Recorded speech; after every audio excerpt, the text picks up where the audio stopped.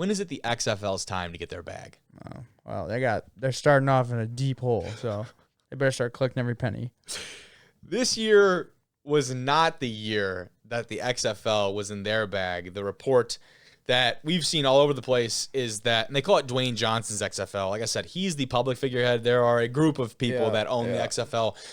And when you're as popular, sorry, my back is tight. When you're as popular as The Rock, you know, all of the success and also all the failures of your league are going to be directly attributed to and you. Magnified. Yes, and magnified in the public eye, correct? So losing $60 million, and this was, you know, the second coming of the revitalization of this league in 2023.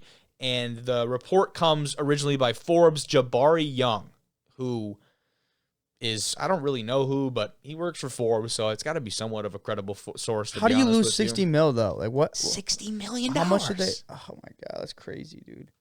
And the biggest impact of that is going to be cutting the workforce for the XFL, which is disappointing, but I mean, you get it. You can't afford to staff that many people. Absolutely not. A lot of not. jobs. Yeah. So that's the estimate. Forbes is the estimate, right? Now, there are optimistic projections for the future. The XFL is reportedly anticipating generating $100 million in revenue during the upcoming season. Key term there, revenue, not profit, revenue. So you take your revenue, subtract whatever your operating costs, your staff, your promotional materials, your stadiums, your uniform, all the stuff. Have to subtract that. I don't know what they'll be turning in as a net. Yeah, I put in a T-chart. Yeah. Subtract the left and the right. Yeah, but I'm sure that's what they do at the headquarters, actually. They just got a fat-ass T-chart on the wall. They could, dude. They don't. It's accounting. AI. It's accounting, yeah. They use AI. They use Word Excel. Or they'd use Excel. Word You're merging them? Yeah. I don't think they have it in an Excel sheet. I think they probably got something a little better. AI? Who the hell is doing that? I guarantee you there are people doing a majority of their accounting on it with AI. I believe it. Oh. It's a monotonous task. That's what AI is for. I ain't numbers. doing it. I tell you that. Well, what kind of accounting do you do? 101. You almost failed it. Oh, I didn't. I got B+. Yeah.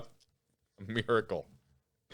But so the biggest source of their income, it is worth noting, approximately 25% of it is from the broadcasting deal with ESPN, which pays roughly $20 million per season. And that's what we've seen across all sports. We've talked a lot about at length about the college football conferences and the way they set up their broadcasting rights deals, because at the end of the day, college football doesn't, unless you're the top upper echelon, doesn't turn over a profit. No, Most of schools, our school is not making money off football. We're losing a lot of it, right?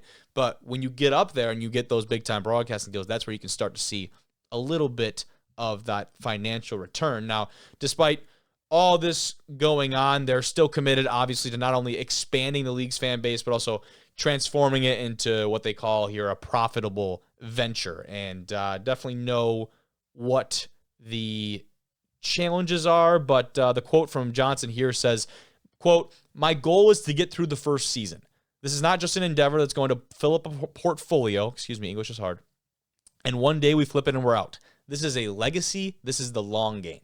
That's what he says. So this is definitely a He did critical... add, like I saw on Twitter, it was like there's over 75 to 100 guys are in the XFL are going to be competing in NFL training camps coming up this summer. So that's a great point. Yeah, that's another thing. That is a great point, and they've done a great job at People just providing about opportunities. how, like, there's not like, or people always say like, hey, there should be like a minor league for football. Well, basically, you know what I mean? Like this is basically their. And that's the problem with that I have is the people that ask for that and the people that claim to be just football fans and not NFL fans. How much support do they have for the XFL, for the USFL? Yeah. Now, admittedly, I watched a decent amount of XFL. I have not really turned on the USFL. Yeah. I haven't. I watched a couple of games like the XFL with you, but nothing in the USFL really. Yeah, there's because when you think about it, the USFL is picking up whatever's left, basically. Mm-hmm. All the guys from the XFL that were, I hate to say, worth a shit, are on practice squads or training camp or whatever. Right. You know what I mean?